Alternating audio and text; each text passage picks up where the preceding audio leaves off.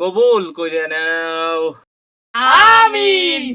হে আল্লাহ, এই রমজান মাসে আমাগো মার রান্না বান্না করতে কষ্ট হয়। আমিন। এর জন্য আমাগো মার জন্য আমাগো একটা নববধূ আমিন। কবুল কইরা দাও।